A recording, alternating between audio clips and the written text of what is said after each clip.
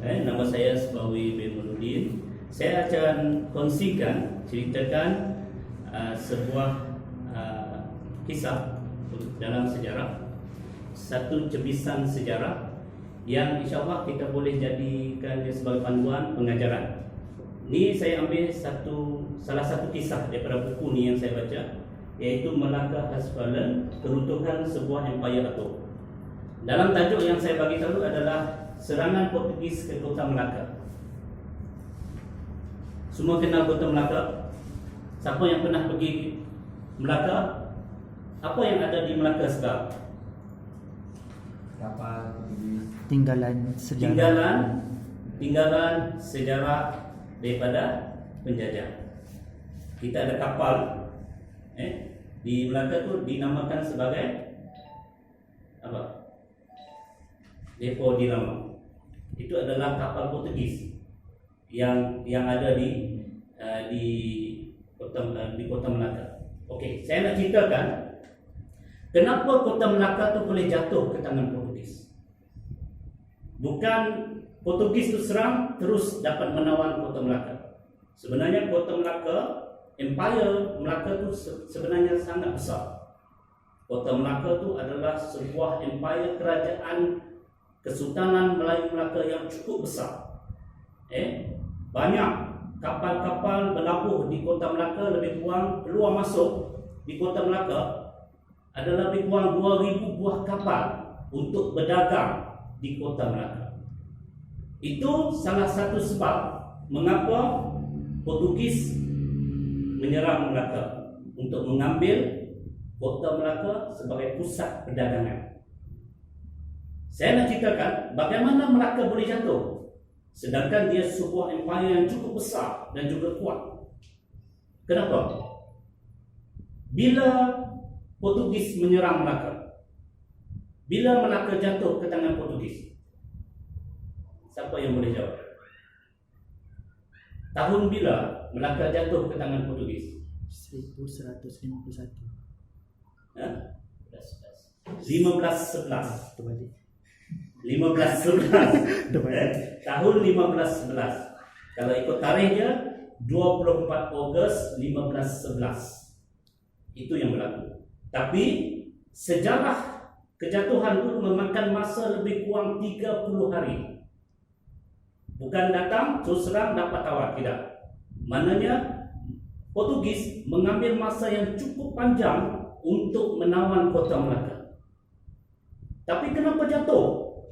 Sedangkan pertahanan Melaka ketika itu adalah satu pertahanan yang cukup besar, cukup kuat, sebuah kerajaan yang cukup kuat. Kenapa jatuh? Sebab ada pengkhianatan yang berlaku. Kalau tidak ada berlaku pengkhianatan, mustahil musuh boleh menyusup masuk dan menyerang kota Melaka. Itu yang berlaku. Bila Portugis menyerang kita, dia tahu ada maklumat, info dalaman menyatakan kekuatan Melaka dia akan lemah, tidak banyak anggota ataupun yang menjaga pada ketika umat Islam tengah semayang. Sebab itu serangan Portugis berlaku pada waktu subuh, waktu kita tengah semayang. Sebab itu kita jatuh ke tangan Portugis bukan kerana kita tidak kuat, bukan kerana kita tak ada peralatan canggih untuk melawan, tapi kerana berlaku pengkhianatan dari dalam. Itu yang menyebabkan kota Melaka jatuh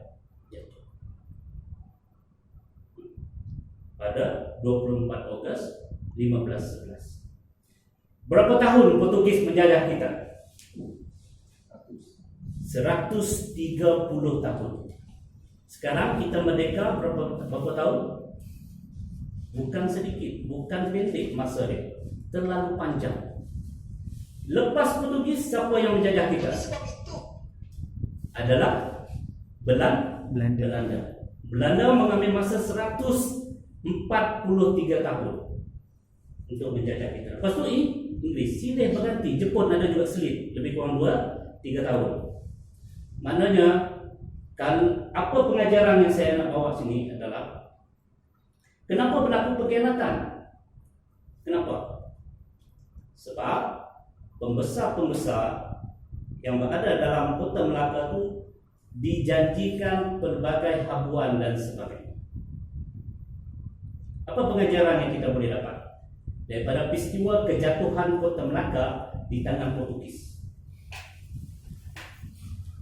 Apa pengajaran yang kita boleh dapat daripada kejatuhan Kota Melaka ke tangan Portugis?